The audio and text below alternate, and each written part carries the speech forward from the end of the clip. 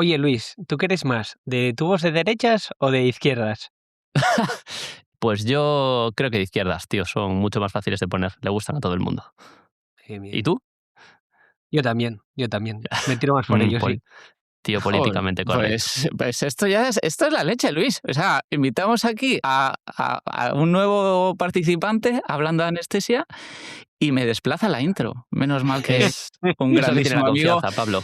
Pues yo os voy a decir que yo soy más de centro, soy de bloqueador bronquial siempre. ¿Y de qué vamos a Vale. hablar hoy, chicos? Hoy vamos a hablar de una de las especialidades nobles de la anestesia.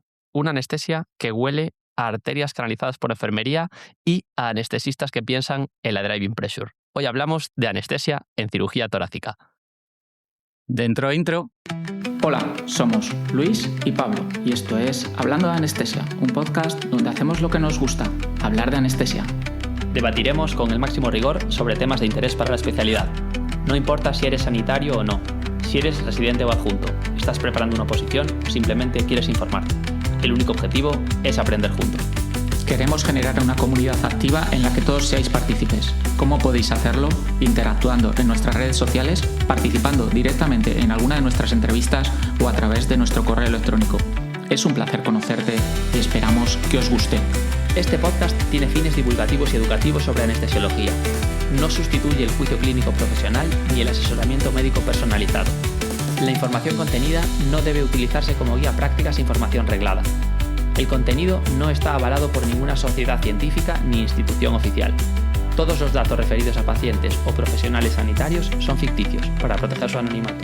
Los autores declinamos toda responsabilidad por el uso inapropiado de la información ofrecida.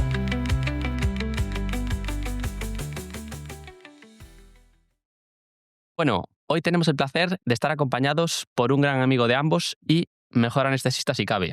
Hoy hablamos con el doctor Nel, compañero de residencia de ambos. Hemos compartido muchos momentos juntos y posteriormente hemos tenido la suerte de trabajar sobre el mismo techo. Nel, muchas gracias por estar aquí, bienvenido y cuéntanos Nada, algo sobre ti. nada, gracias a vosotros por invitarme a hablar así un ratín con vosotros. Y nada, pues tuve la suerte eso de coincidir en la residencia con vosotros, trabajando en un hospital terciario en el que sigo, unos 5 años más o menos de adjunto y, aparte, bueno, trabajo en eso, en la sanidad pública. Y aparte del tema sanitario, pues me gustan bastante los deportes, sobre todo el ciclismo, el atletismo, el fútbol y, bueno, y plantar en la huerta, la verdad. Cosas así, sí, Eres soy un médico bastante del un Renacimiento. y así el tema rural me gusta, sí, me gusta. Muy bien, Increíble. la verdad que yo he tenido la suerte, la doble suerte. Una os he compartido como residentes mayores, pero luego es que además han sido mis adjuntos. Entonces esto ya es, os miro desde abajo. Que bueno, pues hay que yo destacar una cualidad de Nel, ¿no? Yo siempre le he dicho que es el decano de la anestesia. Si Amén. alguna vez tienes alguna Sí, duda, así como broma, sí. hay que ir donde Nel. Y bueno, pues ya por entrar en más así, y conocerte un poquito más, Nel, dentro del ciclismo, que hemos compartido muchas conversaciones en ello, con qué ciclista te verías representado si pudieses ser en el ámbito de la anestesia como él, ¿no? Por sus valores, por sus triunfos, no sé. ¿Cómo te describirías, Nel, como persona? A ver, yo como ciclista, yo siempre fui del Clash y claro, la figura del Clash por excelencia era Tony Rominger. Siempre ahí, nunca fui de Oh, Indurain, ¿eh? yeah. Nunca fui de Indurain, siempre de Rominger a tope. Pero como anestesista, más que como una figura ahí dentro del ciclismo, yo creo que los anestesistas son un poco como los gregarios, que van así un poco ahí a la chita y callando a la sombra de los supuestos líderes, pero en realidad cuando hay una crisis de verdad ahí en el pelotón son los que tiran del carro de verdad. Entonces yo creo que un poco van por ahí los tiros. Pues Muy eso, bien. como un Soldado como un desconocido. eso es, eso es. pero vamos, con Tony Rominger a tope. Nel es puro músculo cerebral. Para. Puro músculo cerebral. Bueno, bien, pues como ignorante en todo tipo de deportes y para no sentirme excluido, vamos a dar ya pie al tema que nos ocupa hoy, que es la anestesia torácica. Así que, Nel, el micro es tuyo, por favor, ilumínanos con tu ciencia. Nada, chicos. Pues nada, hacemos una pequeña introducción para empezar a hablar del tema. Bueno, ya sabéis que al final pues en todo el mundo se hacen una cantidad de cirugías torácicas de diferente tipo, desde pues eso, resecciones de tumores, neumotórax, biopsias pulmonares, incluso trasplantes, vamos. Pero prácticamente al final, a lo largo de toda la historia, casi hasta el principios del siglo XX, finales del XIX, prácticamente la única intervención que se hacía a nivel torácico era por temas de empiema, de enfermedades infecciosas, sobre todo por el tema de que no eran capaces de controlar el neumotórax abierto que se producía a la hora de hacer la cirugía torácica. Y prácticamente, bueno, casi hasta, pues eso, hasta 1900, pues no empezaron a hacerse procedimientos torácicos como un poco más avanzados.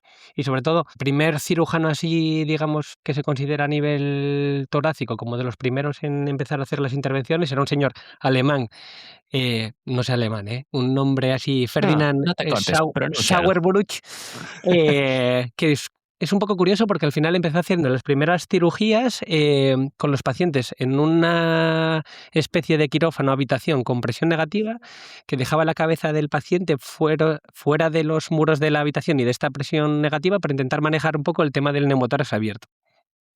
Que por cierto, de este señor, de este cirujano alemán, hay alguna controversia, porque estaba un poco asociado al régimen nacionalsocialista alemán y al final de su carrera debía tener algo de deterioro mental y aún así seguía operando y un poco ahí de la controversia que había. Y también, bueno, no sé si vosotros llegasteis a ver, bueno, ¿sabéis de la Operación Valkyria? ¿Visteis la Sí, peli de Tom Cruise del Sí. 2008? Del general Stauffenberg, que fue uno de los ideólogos del plan Valkyria, mítico Tom Cruise así con el ojo, con el parche Con el y que parche, sí. estaba amputado, pues este cirujano torácico del que hablamos fue uno de los que lo trató y lo curó de las heridas después de que había sufrido pues un ataque de la Ostras. aviación británica en Túnez. Bueno, así Qué bueno. como datillo. Y nada, eso, pues No, al final... digo al que final- no reconozco para nada ninguna similitud con la realidad de cirujano que sigue ejerciendo a pesar de signos incipientes de deterioro Sí. cognitivo. No me suena de nada. Bueno, pues ahí está el datillo del señor. Muy bien. Y nada, ahora para centrarnos un poco más, vamos al tema de la cirugía torácica. Nosotros no nos vamos a centrar en el tema de la resecabilidad de las lesiones torácicas, eso se lo dejamos a los cirujanos. Pero sí que tenemos que tener en cuenta los pacientes si son operables o no, porque al final son cirugías que tienen una gran mortalidad y tenemos que elegir bien a los pacientes que se van a intervenir de ellas. Pero Entonces, ¿qué me dices, Nel? O sí. Luis, los dos. Si hoy en día todo es operable, ¿no? Sí, la Como verdad, anestesista, esto ya es un pequeño chascarrillo, ¿no? Como anestesista, la verdad que tengo la sensación de que pocas veces hay cosas que no sea operable, ¿no? Por la mejora en seguridad y los grandes avances que hemos tenido dentro de la anestesia, ¿no? Pero bueno, cuéntame sí. un poco más, a ver, porque yo la anestesia torácica, la cirugía torácica la tengo un poco abandonada desde hace tiempo, pero vosotros dos creo que sois grandes especialistas. Entonces, ponerme un poco al día de qué cosas son operables y qué cosas no. Es decir, algún día voy a consulta preoperatoria y me tengo Sí. que tengo que atender a estos pacientes.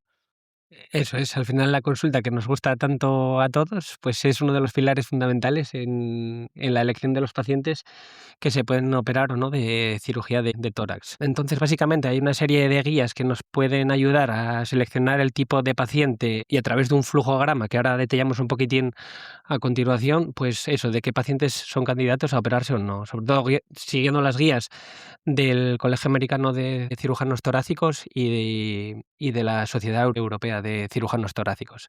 Entonces, son como, siempre se habla de las 3 patas de la evaluación preoperatoria de los pacientes en tórax, y tenemos que fijarnos un poco en el tema de la mecánica pulmonar, en la función del parénquima pulmonar y la interacción entre el sistema cardiovascular y el pulmonar. Es un poquitín los pilares de la evaluación preoperatoria. Entonces, clásicamente, ¿qué se suele hacer? Para valorar la mecánica pulmonar, lo que solemos hacer es una espirometría, ¿no? Siempre teniendo en cuenta las pruebas de función respiratoria del paciente, pues el FEV1, la capacidad vital forzada y el cociente, nos dará un poco una pista de qué pacientes pueden tolerar una cirugía de una resección pulmonar o tenemos que hacer alguna prueba más.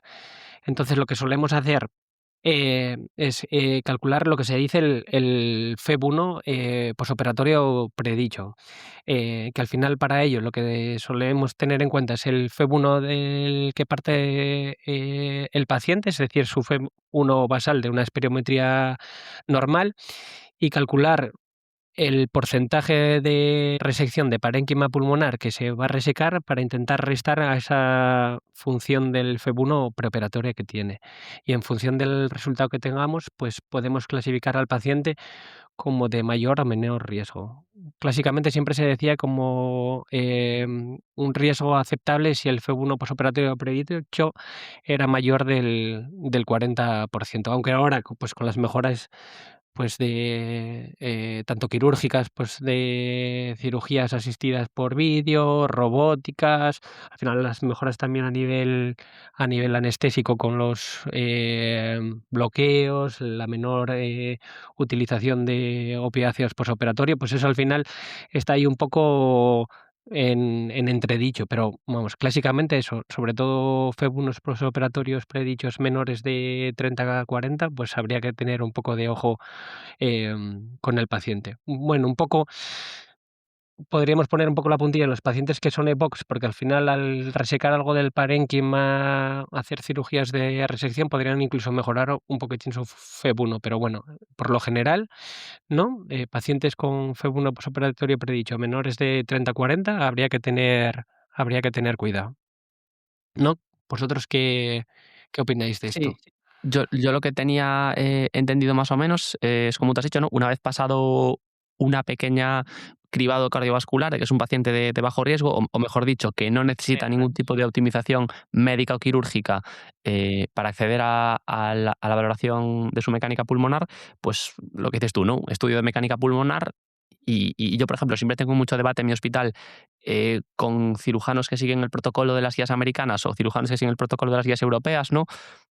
Que haciendo esa criba de FEV1 posoperatorio o FEV1 inicial mayor del 80%, idealmente el posoperatorio, hay gente que lanza directamente a los pacientes, ¿no? Según las guías europeas, a hacer una ergometría para valorar su VO2 max en el caso de que no superen ese FEV1 posoperatorio, y en cambio en las guías americanas hay un escalón intermedio, ¿no? que los pacientes a los cuales no superan este corte de FEV1 posoperatorio, que es en el caso 60%, no 80% me parece, va a una prueba intermedia. No sé si quieres, Nel, un poco reordenarnos o darnos tú una indicación de ese algoritmo, el americano o el europeo, el que tú sigas o el que se siga en tu centro, para clarificar un poco las ideas de la audiencia, que yo creo que estamos bombardeando un poco con conceptos y con valores. Vale, sí, eso es. Al final, lo que dices tú del algoritmo es integrar lo que hablamos un poco de la mecánica pulmonar, que al final son las pruebas de función de respiratorio clásicas, con la interacción un poco de la función del parénquima y también de la interacción del sistema cardiovascular y pulmonar, que básicamente es eso, calcular el consumo de oxígeno. Y sí, podemos repasar un poquitín, pues el diagrama o el flujograma que solemos hacer en la consulta de preoperatorios, y básicamente es lo que tú dices. Si tenemos un paciente con unas capacidades funcionales, digamos, normales, pues eso, clásicamente que tenga un consumo más de 2 METs, ¿no? Podemos pasar un poco al siguiente algoritmo, que era lo que decías tú antes del tema del riesgo cardíaco. Básicamente miramos la espirometría para calcular el FEV1 y el DLCO posoperatorio, y si ambos son mayor de 60 podríamos proceder a hacer una cirugía programada. Si tuviésemos unos valores posoperatorios predichos entre 60 y 30%, lo ideal sería hacer una prueba de esfuerzo simple. Básicamente es el test de la marcha de los 6 minutos clásico, ¿no? Si el paciente superase, pues fuese capaz de caminar una distancia durante esos 6 minutos de más de 400 metros, más o menos, sería una prueba de esfuerzo pues óptima para la cirugía. O sea, creemos que el paciente podría tolerar y ser operable para esa resección pulmonar. Y si el paciente no superase esa prueba de esfuerzo o su FEV1 posoperatorio y DLCO posoperatorio predicho fuese menor del 30%, es donde tendríamos que hacer una prueba ya bien reglada para calcular su consumo de oxígeno máximo, que clásicamente lo que se dice es si tenemos un consumo de oxígeno menor de unos 10 mililitros kilo, las complicaciones que podríamos tener en el posoperatorio superan la intervención y no sería recomendable del todo pues operar a ese paciente. ¿No? Más o menos. Claro, y ese sería el corte negativo, ¿no? Menos de 10 mililitros kilo minuto. El corte positivo, ¿no? Cuando se considera un paciente de bajos riesgos, más de 20 mililitros de consumo de oxígeno, y en esa ventana intermedia, entre 10 y 20 mililitros kilo minuto de consumo, pues sería un riesgo intermedio y habría que valorar, ¿no? Cada caso. Creo, si no me equivoco, en el corrígeme, que usan entonces en tu centro el algoritmo de las guías americanas, ¿no? Eso, Que supedita la prueba de esfuerzo a ese test de marcha y a esos valores predichos de FEV1 o de DLCO. Porque no obstante, en el algoritmo europeo, aunque al final clasifica a los pacientes según el consumo de oxígeno de la misma manera, se hace precozmente esa ergometría en caso de que el FEV1 o el DLCO predicho sean menores del 80%. Pero bueno, mientras el centro mantenga un abordaje único, ¿no? Y sistemático, y todo el mundo sepa cómo nos movemos, pues, eso es. pues perfecto. Muy bien. Sí, la verdad es que yo, un poco hilando con lo que decía Pablo, no, a ver, igual que no recuerdo o sea, haber suspendido la consulta a ningún paciente de torácica, tampoco recuerdo a ningún paciente con un consumo de oxígeno menor a esos 10 mililitros kilo minuto. No sé si a ti te ha tocado en la consulta o bueno, en algún otro entorno del hospital cruzarte con un señor que esté, o un señor tan afectado respiratoriamente, ¿no? Como para no superar ese corte. No, yo creo que sobre todo los pacientes que se vienen a intervenir de manera programada para cirugías de resecciones pulmonares, digamos, estándar, no suelen tener unos consumos de oxígeno tan bajitos. Sí que es verdad que en el centro donde trabajo se hacen cirugías de trasplante de pulmón y alguno ves con consumos, bueno, claro, son pacientes que no tienen nada que ver con la cirugía torácica habitual, estándar. Quiero decir, Programada, ahí ¿no? sí que, claro, ahí sí que se encuentran con unas pruebas de función respiratoria y unos, pues sí, eso es, más afectados, Muy digamos, de lo poquita. normal, como un Es que poquito de reserva realmente funcional. Realmente, ¿no? Si establecemos en cuanto a los MET, ¿no? Que has comentado en algún momento que la equivalencia de un MET más o menos son 3,5 Son 5. mililitros de oxígeno, ¿no? Por kilo minuto, nos pondríamos en inferior a 3-4 METs, ¿no? El corte de 10 mililitros kilo minuto, ¿no? Entonces, es el valor estándar o esa mítica pregunta que siempre hacemos en la consulta de preoperatorios de ¿es usted capaz de subir a un segundo piso sin Sí. pararse, ¿no? Es un poco ese corte que nos establece el riesgo, ¿no? Y de manera muy rápida y simplificada sabemos si este paciente es de alto riesgo para o va a soportar una cirugía de riesgo intermedio o riesgo alto, ¿no? Así como idea fundamental, ¿no? Que los MET, a partir de 4 MET, por encima bien, por debajo mucho cuidado, pero más Eso es. sobre todo en este caso, ¿no? En cirugía torácica, ¿no? Eso es, sobre todo por la morbimortalidad que tiene posoperatoria. Eso es. De todas formas, luego, para simplificar esto de cara a la audiencia, dejaremos seguramente en las notas del episodio esquemas de ambos algoritmos para que puedan escuchar esto guiándose Sí, es que es un por los tema arduo, la evaluación, vamos, a nivel flujogramas. preoperatorio, sí, pues Y luego, como dato friki, ¿sabéis? Tú que eres que te gusta el ciclismo, ¿cuál es la V2 Max de un ciclista, por ejemplo, Pogačar? buah, pues era una locura. Porque la verdad que sí, cuando estudiaba durante la residencia el tema de anestesia de cirugía torácica, te cogías el Miller y ponía siempre como ejemplo el de Lance Armstrong, ¿no? Que eran 75, creo que era un consumo de Muy poco, la me leche. parece. Muy Pero poco. claro, seguramente que ahora con la evolución del ciclismo, vamos, Pogačar se mueve en 96 mililitros de una oxígeno locura. kilo minuto y el récord está en 97 y pico del récord del mundo en un ciclista también, un noruego. Pero bueno, hay que decir eso, que el consumo de oxígeno, ¿no?, varía mucho con la edad, ¿no? A partir de los 30 años empezamos a decaer. Gente, o sea, los hombres, ¿no?, en una situación funcional buena nos podemos mover en torno a un 40-50 mililitros de oxígeno kilo minuto, más o menos, corregidme si me equivoco, y las mujeres pues en torno a 35-45 más o menos, en población entrenada, ¿no? Pero que lo ideal es estar por encima de esos 30 o 25-30 mililitros kilo minuto, ¿no? Creo recordar, ¿no? No sé. Sí, vosotros Sí. totalmente de acuerdo. Aparte creo que ahora es un tema de moda mucho en la prevención de salud a nivel poblacional y con toda pues la ola de moda que hay de influencers de longevidad, de salud, de fitness, etcétera. Es un parámetro que cada vez se ve más que la gente controla en la calle, ¿no? Hay relojes estos inteligentes que Eso te es. dicen tu consumo pico de oxígeno máximo, entrenamientos enfocados a optimizarlo y bueno, está bien que sea, que está bien que ese concepto esté en la calle, que la gente, pues bueno, si alguien llega a cirugía torácica y le suena, pues maravilloso como paciente. Sí, a través de las marcas de relojes, ¿eh? Sí. No, que la verdad que no sé muy bien cómo lo calculan, ¿eh? No tengo muy claro No lo sé, cómo al pero final. si alguna marca de relojes está interesada en patrocinar el podcast y contároslo, estamos abiertos a eso completamente.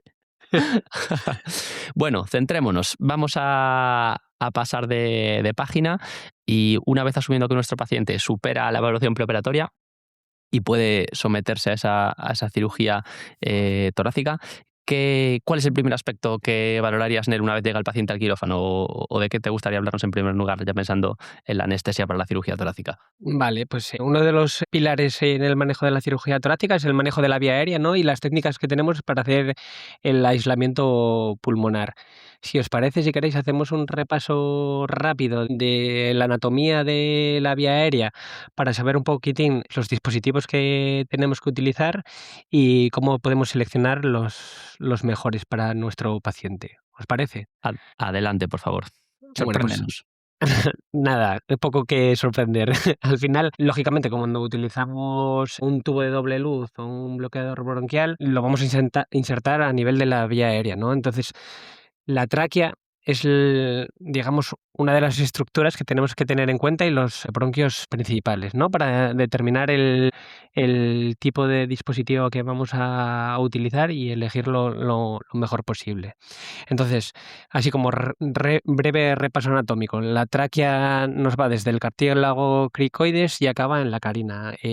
Más o menos empieza a nivel de la sexta vértebra cervical y va a dividirse en el bronquio principal derecho e izquierdo a nivel de T4, T5 más o menos. Y está formada por unos 15 ventanillos que ya sabemos que tienen una forma de C con una apertura hacia la parte posterior, que es la pars membranosa. Suele tener una longitud de unos 15 centímetros más o menos, 10-15 centímetros, ¿vale?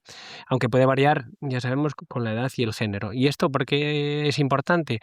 Porque nos va a permitir, en función de la edad de nuestro paciente y el género, aunque si nos basamos a nivel de las pruebas radiológicas, pues mejor, pero para determinar el tamaño adecuado de nuestro dispositivo de aislamiento pulmonar. Sabemos que la tráquea acaba en la carina traqueal, que es donde se divide en el bronquio principal derecho e izquierdo. En los adultos, el bronquio principal derecho suele ser más vertical que el izquierdo y además es más ancho. Esto hay que tenerlo en cuenta porque, sobre todo con los tubos orotraqueales simples, los podemos insertar más de la cuenta y al final estamos haciendo sin quererlo una ventilación pulmonar selectiva, que es lo que precisamente buscamos en la cirugía torácica, pero no es lo que compete ahora. El bronquio principal derecho suele tener unos 15 milímetros de diámetro y unos 22 milímetros de longitud.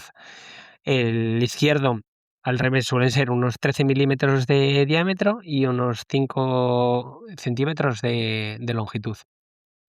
Tenemos que tener un poco en cuenta las divisiones que dan los bronquios principales, sobre todo porque la mayoría de dispositivos que utilizamos para el aislamiento pulmonar los solemos utilizar ayudándonos de un fibrobroncoscopio. Entonces es importante conocer la anatomía de cada bronquio para saber por dónde nos manejamos con la visión broncoscópica.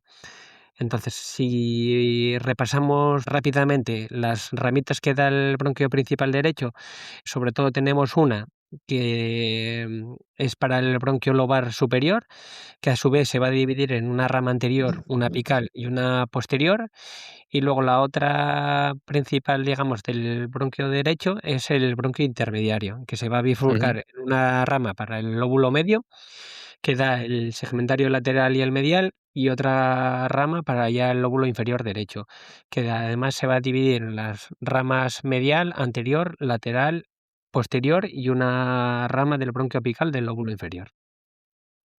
El bronquio izquierdo es más fácil, se va a bifurcar en una rama para el lóbulo superior, que vuelve a dar uno superior que da la ápico posterior y la anterior, y el bronquio lingular que da los segmentarios superior e inferior.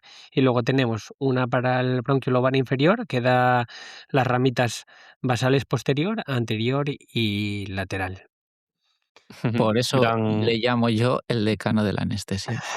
Boquiabierta me ha Es dejado Luis. los No pocos sé tú, pero anestesistas, de los pocos anestesistas que se sabe los segmentos pulmonares Sí, de cabeza y navegados con el fibro broncoscopio. Quería decir a este respecto, un poco para resumir también para la audiencia, que el pulmón derecho es más grande que el izquierdo, ¿no? Corrígeme si me equivoco, suele Eso tener es. 10 segmentos frente a 8 o 9 que tiene el izquierdo, y además también tiene mayor flujo pulmonar, ¿no? Nos vienen a todos reminiscencias de las consultas de los trasplantes de pulmón, ¿no? Que siempre tenía una gamografía de perfusión y veíamos que el pulmón derecho solía abarcar en torno al 55% del flujo pulmonar y el izquierdo en torno al 45. Y luego también, por tender un puente a nuestros amigos cirujanos torácicos, confesar que todos alguna vez hemos pedido ayuda con el fibro, ¿no? Cuando no conseguíamos llegar al destino bronquial que queríamos, le decimos por favor que alguno se deslave y nos venga aquí a echar un Eso es. ojímetro por la cámara. Siempre hay que ser un team en el quirófano, si no, Sí. perdidos estamos. Amén. pues Eso nada, es. Nel, ¿nos puedes explicar un poco las técnicas que tenemos para aislar el pulmón después de este repaso en la anatomía? Eso es, vale. Pues al final necesitamos aplicar técnicas de aislamiento pulmonar, pues para conseguir el colapso de ese pulmón durante la intervención, y es prácticamente imprescindible en la mayoría de las intervenciones quirúrgicas torácicas hoy en día. Y lo que hablábamos al principio con un chascarrillo de tubos de derecha e izquierdas, al final las podemos conseguir o a través de los tubos de doble luz o a través de los bloqueadores bronquiales. Curiosamente, al principio del desarrollo de la cirugía torácica, pues eso, en los años 30 o 40, como no había las herramientas que tenemos hoy en día, empezaron a utilizar básicamente sondas con catéteres con un globo inflable para intentar conseguir el colapso pulmonar. Pues eso, utilizaban sondas urinarias, catéteres de Fogarty, pero claro, hoy en día, gracias a los dispositivos que tenemos, pues no tenemos que llegar a utilizarlas. Al final, que elijamos un tubo de doble luz o un bloqueador bronquial va a depender del contexto clínico caso y de las características de nuestro paciente. Y al final también un poco pues de las preferencias del anestesiólogo que se encargue de esa intervención y del equipo quirúrgico también. Al final, pues un poco como todo, ¿no? Pues con lo que más familiarizados estamos y con lo que más seguros nos encontramos, pues solemos tirar por ahí. Hombre, siempre, pues eso, siempre teniendo en cuenta un poco cada caso que tenemos, pero las preferencias de cada uno, pues nos van a ayudar, ¿no? ¿Vosotros qué preferís más, los tubos de doble luz o los bloqueadores? Pues yo, desde mi humilde opinión, prefiero un tubo de doble luz. Izquierdo, a poder ser, por favor. Hombre, sí. Yo también. Yo la verdad es que creo que puedo contar con los dedos de una mano las veces que he colocado un bloqueador bronquial. Y ha sido todos en casos raros por anatomía o por pacientes con tráqueo o difíciles de intubar. Y he de decir que si hay que hacerlo, se hace, pero me siento muchísimo más cómodo con un tubo de doble luz. Yo Pero, también. ¿qué piensa el decano de la cirugía torácica? Sí, También. no lo sé, pero yo soy un poco como vosotros también. El decano no sé lo que pensará. Yo soy como vosotros, vamos. Tiro un poco también por los tubos de doble luz. Al final, más del 90% de los anestesiólogos en determinadas encuestas, pues se ve que prefieren los tubos de doble luz. Incluso hay porcentajes de hasta un 30% de anestesistas que incluso llegan a afirmar que no han utilizado un bloqueador bronquial nunca. En su vida, Julio. Sí, Sí, bueno, yo en mi caso, por ejemplo, una vez lo he colocado un bloqueador bronquial. Y hay de decir que es que tampoco es un dispositivo que o sea, que sea abundante en un hospital, ¿no? Yo creo, vamos, o al No. menos la sensación que yo tengo, ¿no? Que puede haber 1 o 2 bloqueadores bronquiales habitualmente, ¿no? Y, ¿no? Sí, eso sí, es. sí, sí. No sé Sí. qué opináis vosotros. Sí, Yo yo también lo aparte utilizo. quiero... Hablen. Perdón, no sé. No, di tú. No, digo que eso, que yo también tengo pocas, bueno, no solo suelo utilizar los bloqueadores bronquiales. Además, en cada tipo de hospital suele haber un tipo de una marca en concreto, no todos tenemos los mismos bloqueadores bronquiales y al final yo creo que los tubos de doble luz es con lo que más seguro nos sentimos la gran mayoría, ¿no? Ujú. Yo quiero añadir otro, otro punto de dificultad que tienen los bloqueadores bronquiales, es que muchas veces hace falta unir al puerto proximal del tubo una especie de, no sé cómo llamarlo, de llave de varios pasos, ¿no? Donde por uno pones la succión, por otro metes el bloqueador, por otro puedes aspirar, ¿no? Son llaves que tienen varios puertos que se unen a los tubos endotraqueales y que suelen dar bastantes problemas sobre por dónde conectar cada cosa. No sé si os hacéis idea de lo que os estoy hablando. Sí, Sí, sí. creo Vamos, que lo sí. digo porque yo ya he tenido bastantes líos de no, por aquí va la ventilación, por aquí la aspiración, por aquí el bloqueador. Y al final siempre es un lío. Pero bueno, donde esté un tubo de doble luz clásico, bienvenido sea. Eso es. Al final lo que Bueno, intentamos es facilitar el colapso pulmonar y pues eso, con lo que más familiarizamos estemos para intentar conseguirlo, pues amén. muy bien. ¿Y nos puedes describir entonces cómo son estos tubos de doble luz? O...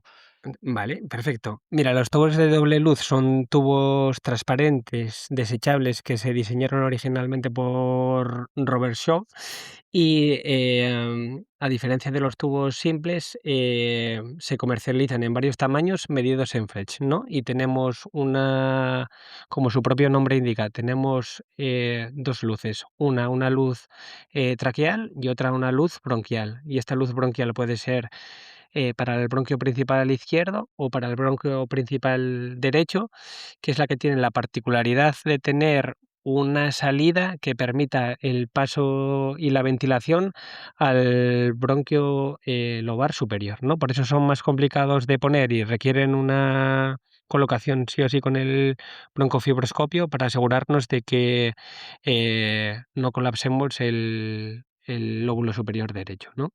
En general, aunque son de diferentes marcas, de diferentes casas comerciales, todos son similares.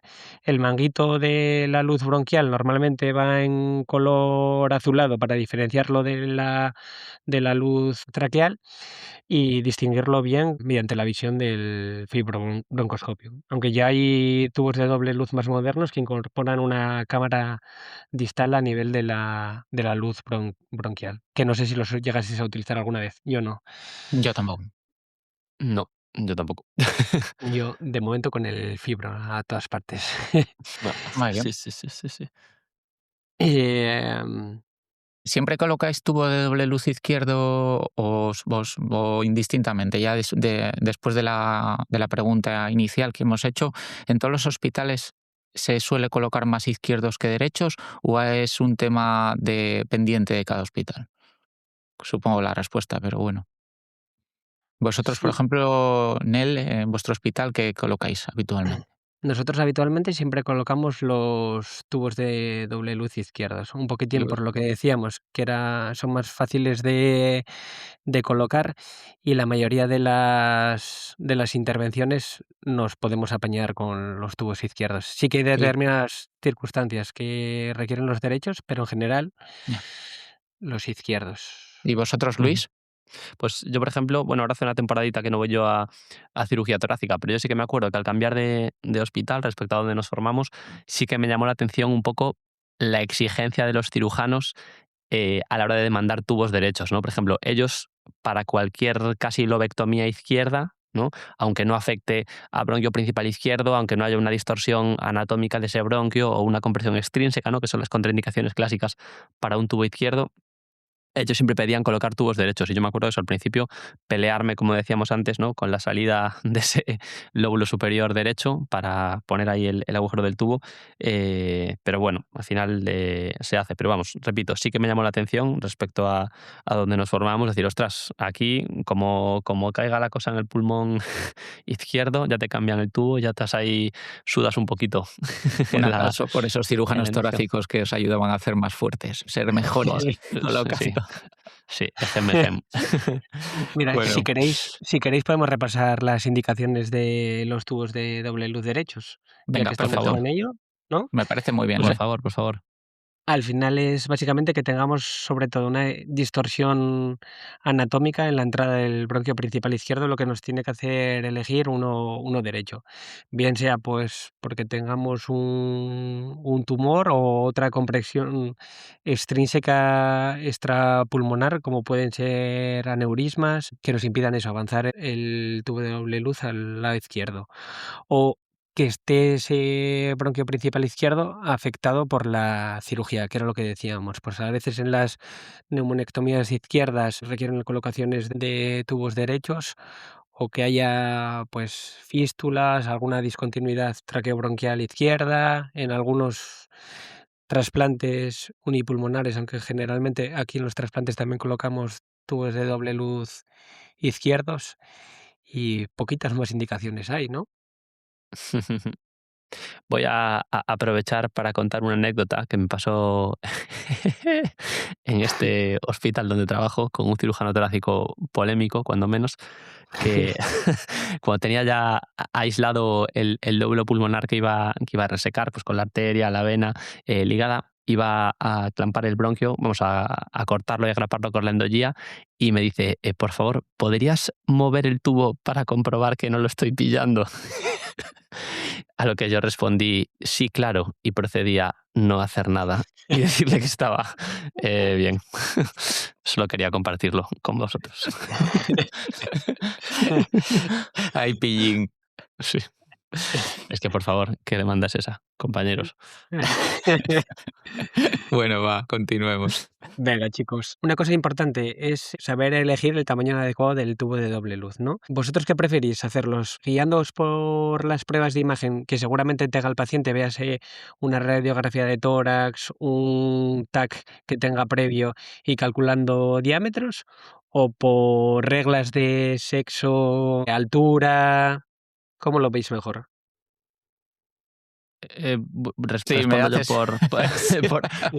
por alusiones.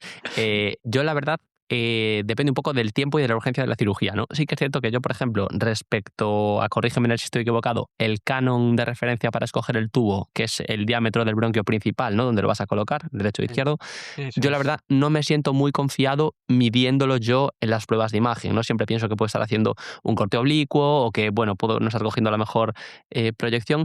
Y si mido con o sea, si mido en el escáner algo, suele ser el diámetro de la tráquea a nivel de la articulación esternoclavicular, ¿no? Que me parece que está también validado para eso. Pero bueno, esto siempre que es cirugía electiva y tengo un poco de tiempo. Si es una urgencia, bueno, o tengo menos tiempo por lo que sea, pues siempre me voy a las clásicas referencias que, bueno, os las quieres refrescar tú, de sexo y altura, ¿no? Para escoger los Sí, tubos y los French.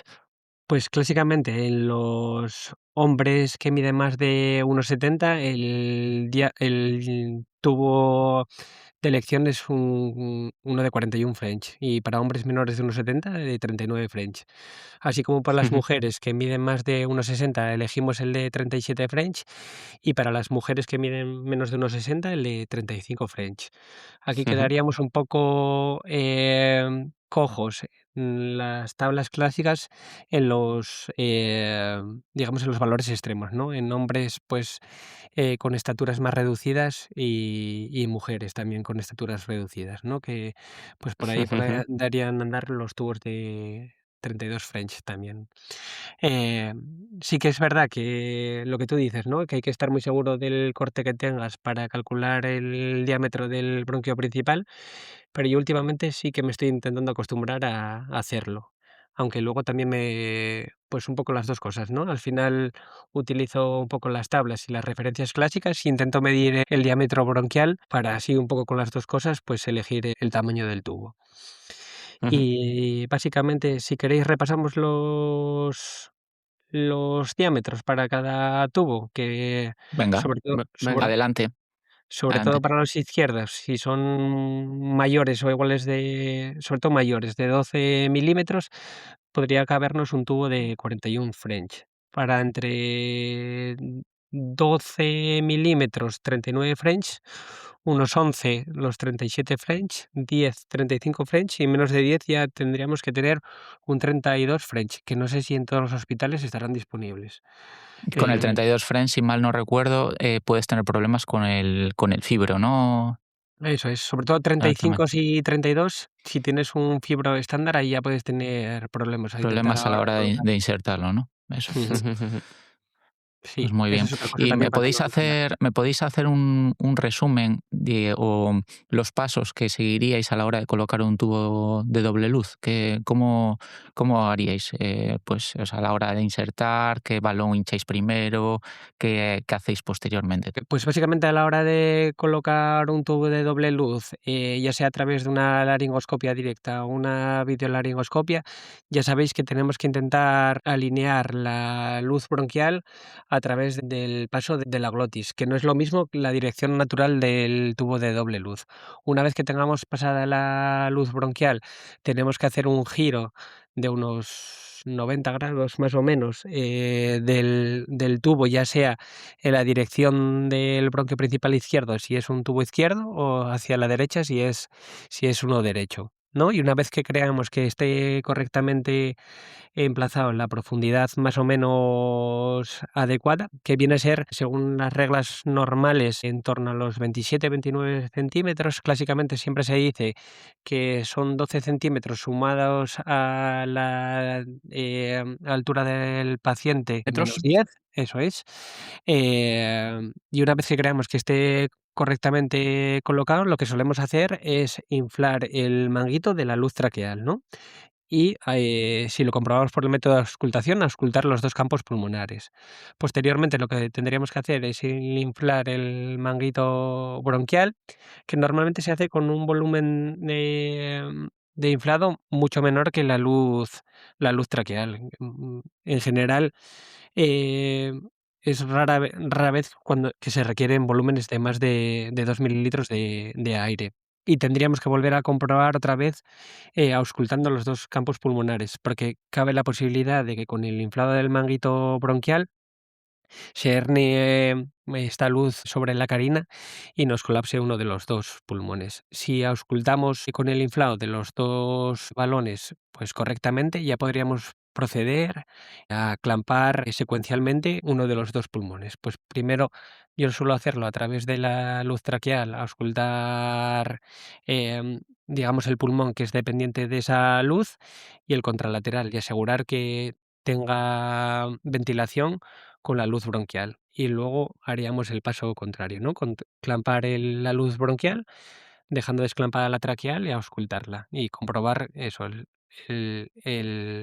la ventilación secuencial. Y si no es difícil hacerlo con la auscultación, porque hay pacientes pues EPOCs, enfisematosos, que pues si auscultan realmente mal y casi no somos capaces de discernir si ventila o no ventila, nos podemos guiar un poco de las presiones a nivel pulmonar, de la mecánica ventilatoria, o también lo que se suele hacer es comprobar, como decíamos antes, con el broncofibroscopio, ¿no? Que al final es el gran aliado del anestesista en cirugía torácica. Y cuando utilizas el fibro, Nel o Luis, ¿por qué luz entráis primero? ¿Tenéis alguna predilección o cómo hacéis? Yo lo que suelo hacer es siempre suelo mirar a través de la luz traqueal, porque así puedo ver exactamente el manguito de la luz bronquial donde está insertado.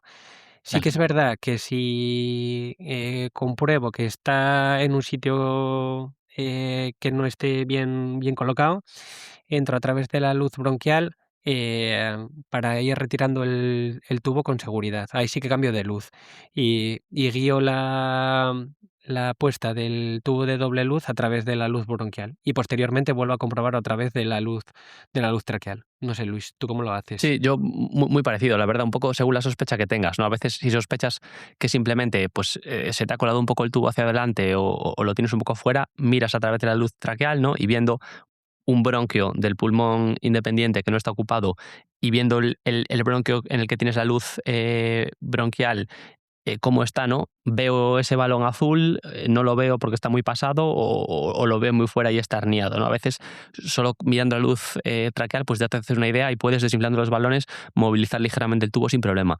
No obstante, si tienes el tubo en una situación muy difícil de colocar o lo que pasa a veces que no tienes ni idea de dónde estás, pues es mejor hacer lo que dice en él, ¿no? Te metes por la luz bronquial hasta el final del tubo, retiras completamente el tubo hasta casi la carina y ya haciendo una especie de Seldinger intrapulmonar, ¿no? Metes el fibro en el bronquio que quieres intubar y avanzas el tubo sobre el fibro hasta dejarlo más o menos donde quieres. Eso es.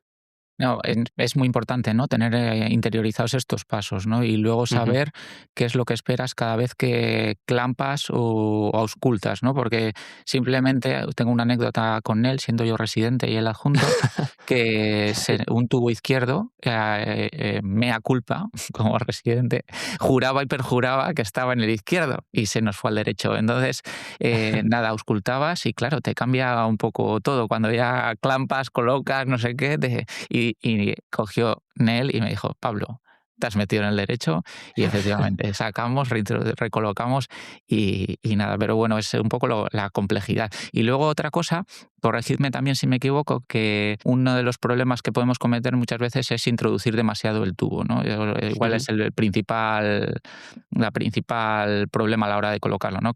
Introducimos demasiado el tubo y la luz traqueal queda bloqueada totalmente, ¿no?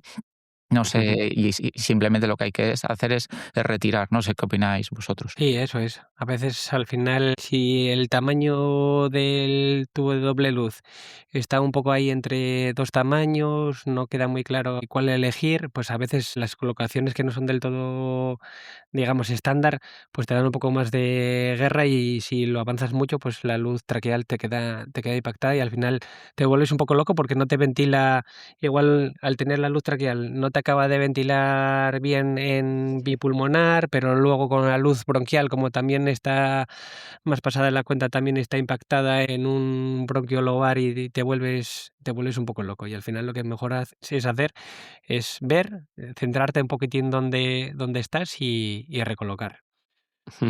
Yo, aprovechando que está aquí Nel, quiero hacer una defensa de lo rústico. Yo, en el hospital donde estoy ahora, sí que hay muchísima escuela de ir directamente con el fibro a comprobar el tubo. Yo creo que muchas veces tener muy claro, desde el punto de vista auscultatorio, ¿no?, qué auscultación te da cada colocación buena y cada colocación mala del tubo, muchas veces te puede sacar del atolladero, sobre todo si tienes ya un paciente en decúbito lateral o bueno, estás en alguna situación que no tengas mucho margen para meter un fibro, pues tener muy claro, ¿no?, cómo se ausculta los pulmones según qué segmento esté clampado y según cómo esté colocado el tubo, creo que te puede sacar de bastantes problemas y vamos... Quería reivindicarlo aquí. Sí, gran idea. No, esa es la idea fundamental, ¿no? Lo de tener claro eso. Pues nada, chicos, si os parece bien, después de este gran repaso sobre la historia, la anatomía, la valoración preoperatoria y las técnicas de aislamiento pulmonar, vamos a dejar reposar los conocimientos a nuestra queridísima audiencia y nos vemos en el próximo episodio. Bueno, tío, hasta aquí la anestesia de hoy. Recordad que somos lo que aprendemos. Os esperamos en nuestras redes sociales, Instagram y X, @hablando de anestesia, y a través de nuestro correo electrónico hablandodeanestesia@gmail.com, y nos vemos en el próximo episodio. Adiós.